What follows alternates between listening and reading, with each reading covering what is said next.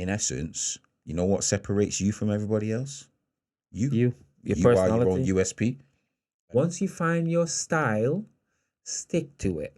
I think I did about 2 shoots with a particular client, Mhm. and then by the third one, the client got in touch with me and said, "What's your rate?"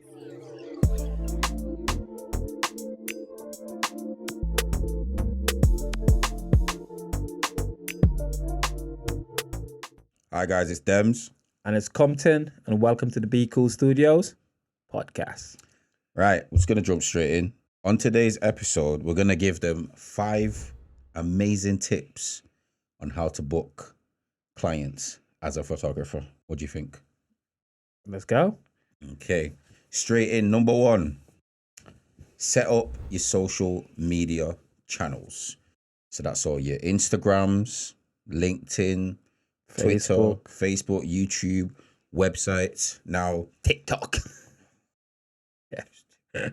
Don't forget the other, the up and coming social media or the pop in social media. It's not even up and coming anymore. It's established, isn't it? It is what it is, isn't it? It's here to live. I'm supposed I need to practice what I preach. I do need to jump into TikTok. So I always like directing to you first, Compton, because you're an OG in this. Why do you think, as a photographer trying to book consistent clients, why do you think setting up social platforms are important, even if you've not got any clients yet or no content? Because 90%, if not probably 100% of us are on our phones all the time. And 1 in every 2 person are on social media. Yeah. You know what I mean? Like, so if you want to maximize your reach and your potential and gain clients, if you're not on it, you're going to get left behind. That's, obvious. I think we need to put that on a t-shirt, Said that a couple of times, but it is true though. Yeah.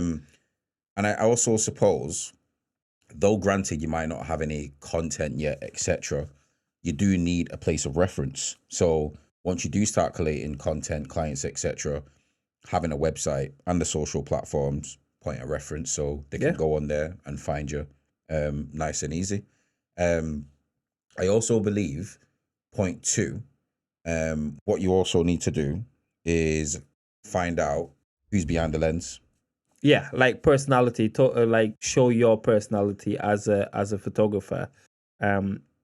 People tend to buy into you as a brand, I feel, and that's what I do now a lot. Like, people always talk about the experience that they have with me in the building more than they talk about the actual work, because the work kind of speaks for itself. And that's not me saying I'm big-headed or anything. Like, I know what I'm capable of. Yeah. I know what I can do.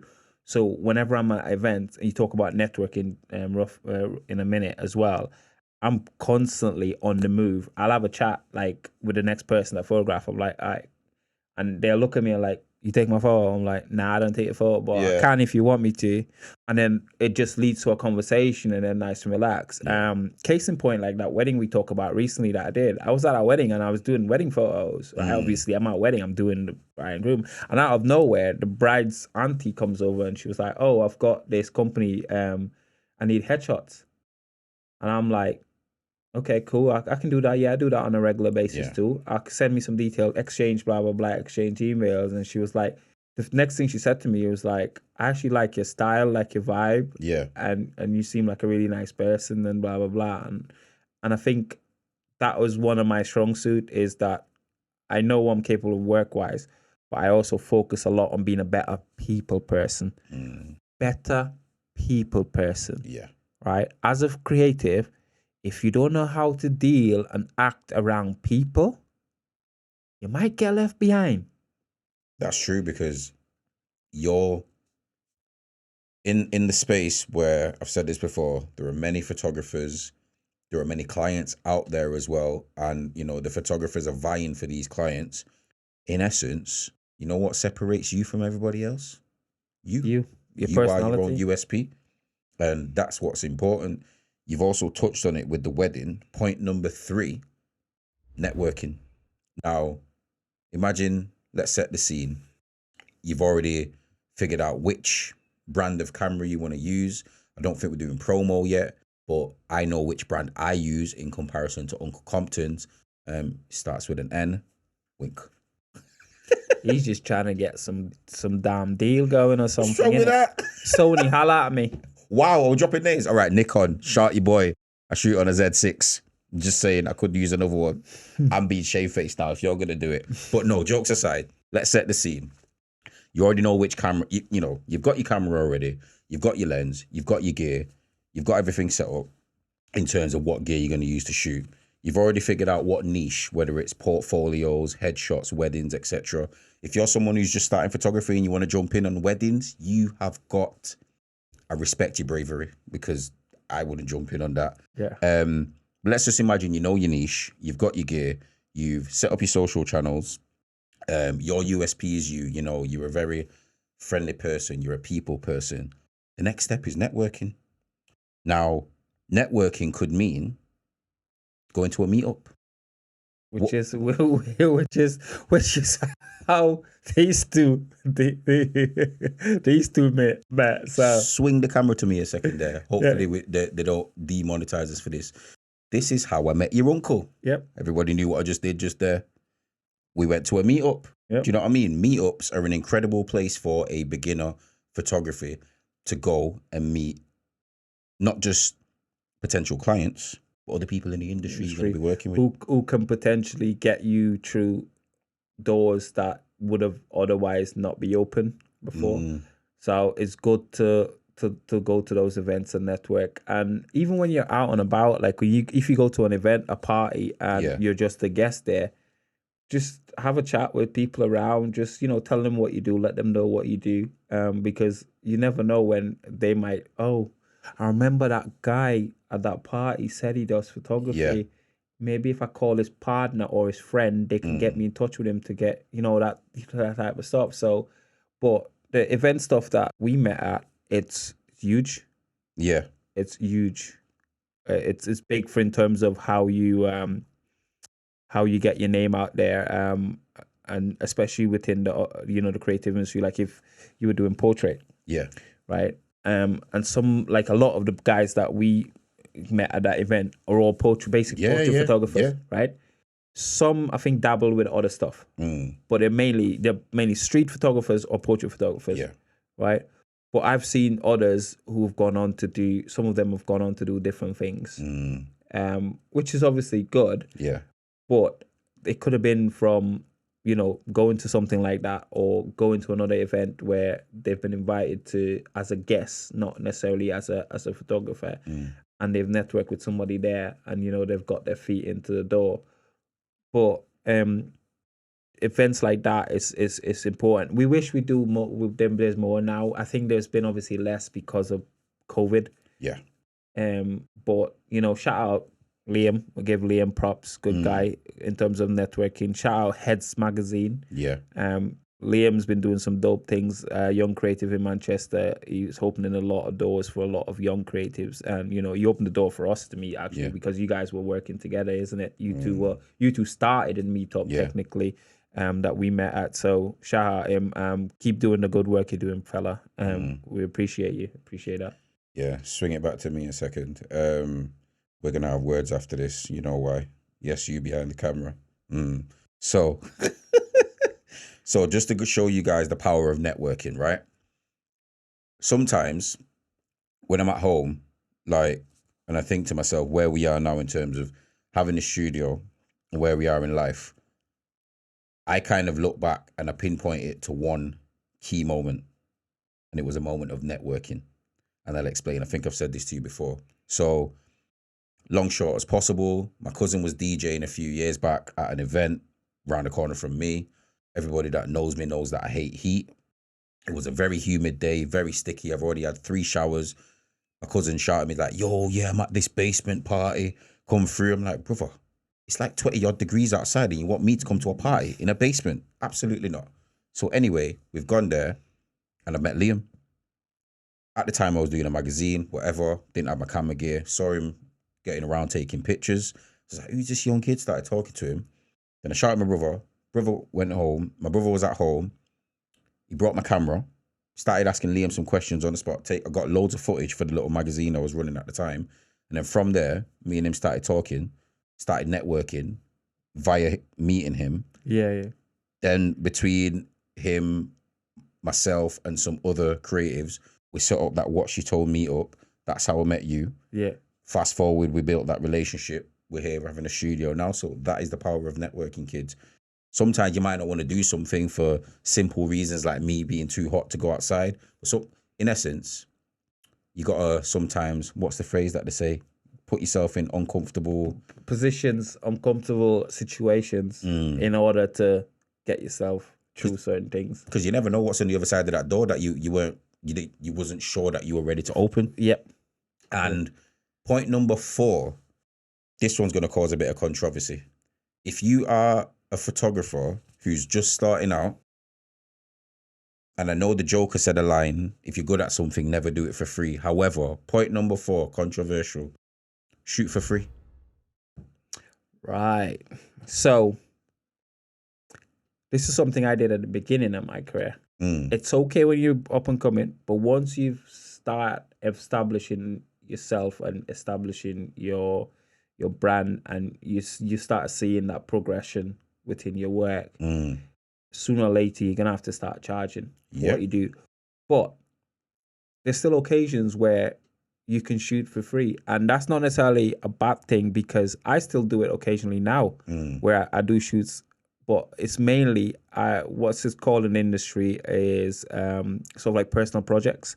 So rather than call it a shoot for free, it's more of a personal project with the aim that that project then brings you more work in the future. So you're investing a little bit of time and money into it, but it will bring you more, back, if not more of that what you invested in it. And I found that. So I'll work with a few select models where we'll do a team shoot. So it's not just a wild thing, like just going out and just, someone just pull up and just say, let's shoot for free. No, it's always planned. It's always strategically planned. So I will do it that way. One way I would recommend for people who are up and coming would reach out to a local brand, a local business, or something that, you like what they're doing, you like what they're creating, and said, look, I'd like to create something for you for free. And if you like it, can we work on a relationship, a paid relationship where I will come in once a week, once a month, and do these things for you for a small fee. And then that's kind of networking there as well, you know what I mean? Because they'll then say, all right, they might not say straight away like thingy, but some might agree and say, yeah, let's do it, let's make it happen. And then you work out something. So you also gain an experience on that.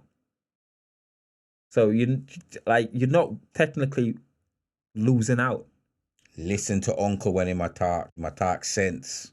All right. You're not losing out. So yes, some people look at it and frown on it, but it depends on how you position yourself.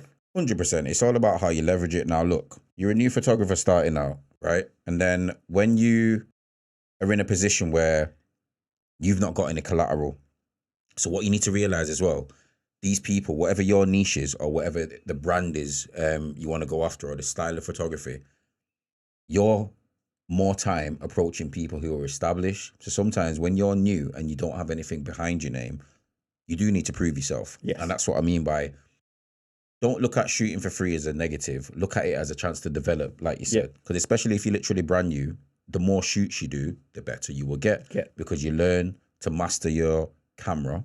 You learn to get better at editing. You also get better at networking and being a people person, building your USP, etc. So these shoots, though yes, in the initial, you may not get a monetary value from it, sometimes the experience that you get from it is going to put you in better stead or greater stead to then get the paid bookings down the line. When I first started, for example, I went on the Manchester group, like models, makeup artists, whatever. And then I basically said, right, brand new photographer, literally just got a camera. If I'm looking at doing street photography, portraits and location shoots. If anyone's down to shoot on a TFP basis, time for print, hit me up. Let's get some work done. And a lot of people did.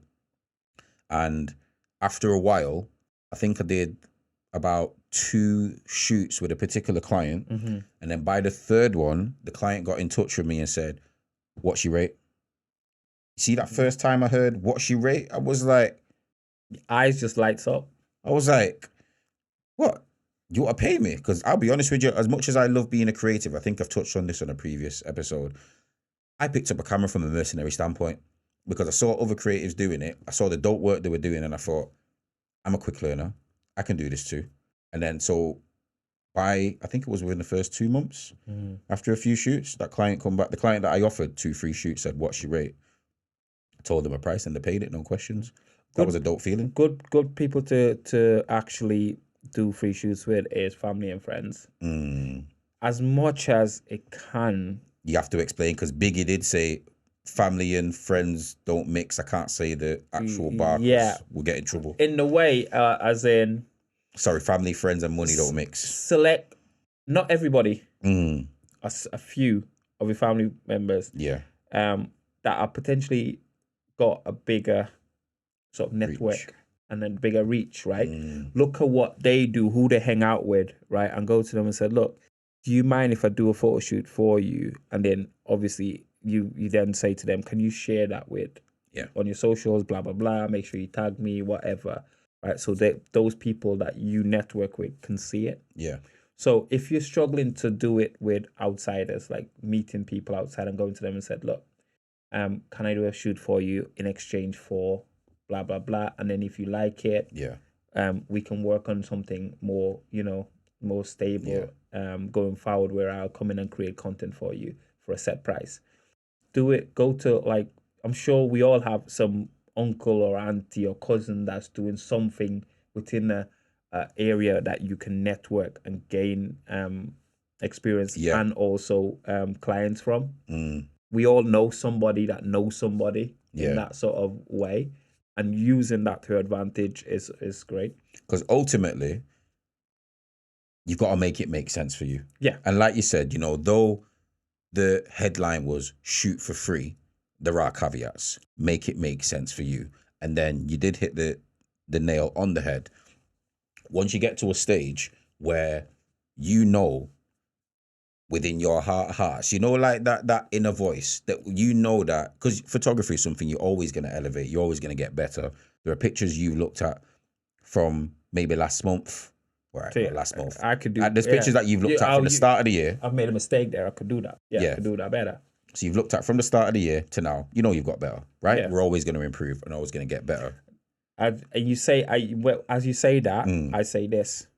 There's a whole quote, right, from a famous photographer that goes like, "You're only as good as your last shoot." So if you don't improve on every shoot, or you don't learn something new on every shoot, then you're not progressing. Exactly. And this is why I said as well, like, though the headline was "shoot for free," make it make sense for you. And when you get to that stage where that, especially when you're looking at the market and whatever niche that you've decided to step in, there are good and bad things to get from comparing yourself to others. The good thing is, let's say you want to get into portfolio shoots, studio shoots, and there are maybe like 3 or 4 photographers that you've been following for a while that have been doing it for longer. If your work starts getting to a level where you can see it, if you compare it against theirs within reason, you can see that it's getting a bit better. You might not hit their levels, but you can see that they're the standard. And if you know that, they're there and you started here, but you're kind of creeping up on them, I think within reason you can start saying, all right, start putting a price on this now. Yeah. But be mindful of those that will try and take advantage of you as well. Yeah. Because you will always get those clients that will try and come and say, "Oh yeah, let's shoot for free." And like I say, make it make sense for you. Because they tend to, something we know for a fact, right? People who tend to come and look for free stuff only bring people who come and look for free stuff. And they give the most headaches. You see those clients that you get where you tell them your price and they say, "Yeah, no worries. We love you." Do you know why we love you guys? Because you respect our work, you know what our value is, and you don't try and diminish that by trying to barter or come with any negative energy. We love you guys. Yep, definitely. Keep coming along. And the last one, be consistent. Yeah. I failed on that, so I'm just going to swing it straight to Uncle Compton. Now, I'll be honest. I'm not here to lie. Be consistent, Uncle Compton. Just keep producing consistently high quality. And like I said before, you're only as good as your last shot. Like, look at those previous shoots. See what you've learned and how you could have improved it, or how you could have done better. You know, look at all the mistakes you make. We all make mistakes during shoots. You know, I've done it. I'm gonna call myself out here a little, right? I was on a shoot recently. Is it the one you got? Right, let me see if you tell them, because that was funny. When you told me this, I thought, no way you did that. This was very recent. The guys who listening to this is gonna know what's going on. So doing a shoot, and it's the last shoot of the day. Yeah, it's the last shoot of the day, and we got my bags, got to the location from the what we would call the base. From the base to the location, it was only about 10-minute, if that, 5-minute drive. And I got to location, and then it was like, oh snap! Tell them what you did. I got my camera at the base. Yeah, I've got my camera. But yeah, it's not even funny, bro. Like, I was panicking, but luckily the videographer that was doing the behind the scenes for us, he shot with the same brand, albeit a different camera, different model, same brand. But because my knowledge of my camera and that particular brand of camera is up there, it was quite easy to just take that camera off him and start shooting photos, which is exactly what we did. So the shoot carried on. And if me and him didn't mention that, the model wouldn't even have known. But the model was sweet with it anyway. Like, he trusted us and trusted our vision. So, and that come from me knowing, understanding, and being consistent with what I do, and the brand I work with, and understanding that brand to a T. Whereas I could tell you, if I go out on a sunny day outside, what my settings roughly should be. Yeah. Right. So when I produce images in certain lighting, they look like they were shot in a completely different lighting. And that's just because the know-how and being consistent at, being able to adapt to different scenarios, different situations, and knowing your camera settings and knowing what your camera is capable of and how far you can push it and what you can do in camera, and then what you can do in post as well, how far you can take it in post. So yeah, producing consistent work, it's like it's so vital, because people almost think that you're getting jobs because you're busy. No, people are booking you because they're seeing that progression. And I think you mentioned this to me recently, and there's other photographers that I see it. Like, there's a few people in Manchester, we're shouting them out soon, in Manchester, hopefully have them on this podcast as well, right? That we can see an image on Instagram or any social media platform, if a different person said, and we could tell you straight away who it is, straight away, without even looking at the tags, looking at the thingy. We can tell you straight away who they are. And that is consistency right there, because your work becomes your sort of like not I wouldn't say logo. It's like your what's the word? It's like a calling card. Yeah, it's almost like people recognize the work first, and then they know, is this person, is this guy, exactly, is this girl, whatever. They know thing, and that comes from producing that consistently high standard, high quality work, and then you develop what I call a style. Once you find your style, stick to it. Stop messing with them fancy colors, you know what I mean? Doing like 5 different colors popping off here, sepia tones and all of that stuff. No, consistently do the same thing after this, like each other and every shoot. And people think I'm crazy when I say this, but my workflow, my editing workflow is exactly the same whether I do a wedding or I do a portrait session. The only difference is that for a portrait session, I have to do a little bit more retouching, skin retouching.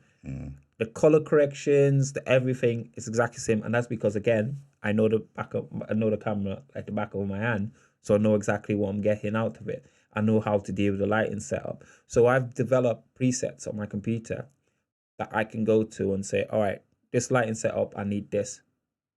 That lighting setup, I need this. And then I keep that throughout my workflow. And so if I'm shooting in studio, I know exactly what I'm going to do in terms of colors, everything to get it right. If I'm shooting outdoors, I know exactly how to tweak it to get it to at least match what I did in studio color wise. At least get it match. And then when you post that on social media and you put that across your thingy, you know, people start recognizing it that, oh, this guy is good. He's good. No, regardless of what situation you put him in, he's all right. Or she's all right. She's decent. She can handle it. And shout out and Sophia Carey. These guys are phenomenal at what they do. And we always say it, like, I think I see people now trying to copy what they do. I'm just gonna say it right now. You see it is, yeah. It's only since I've met Compton, I have to put Compton at GOAT status, as in number one. No, I'll explain. Nah, but before Compton and I forged the relationship, for me, is coldest photographer out there. You go on Instagram, you see his thing, like the boy's wavy at what he does. Yeah. But Compton gets the number one spot because we share a space, and he is actually. Nah, he's just being nice. No. This is not trying to be nice. Don't try and be nice for the camera, man. You know what I mean? This is not a consolation. Trying number to one. be nice for the camera. I tell the people them. Two completely different styles, but both of them are very incredible at what they do. But I didn't notice it until you mentioned it, and somebody else mentioned it to me. That thingy, but that came from doing, like I said, doing the same thing over and over and over in terms of all the images I edit. Yeah. And you probably think the same with Iz. Like, he's got a really good color play. Like, he plays with color, but also posing. Like, the poses he can get his model to go into. Like, even them might surprise themselves. But I'm sure we'll have him on a podcast soon, just to, you know, give us an insight into how we got to that point. But for me, it was all about consistently doing the same thing. I tried it all. Don't get me wrong. We've tried it all. I've tried different workflows for like years. And I was just like, I get fed up. But yeah, there you have it. Top 5 tips today. It's been another good episode. And what's the motto again, Uncle Cobbs? Be cool. Be true. Be you. Manners and respect. Peace and love. Be cheese.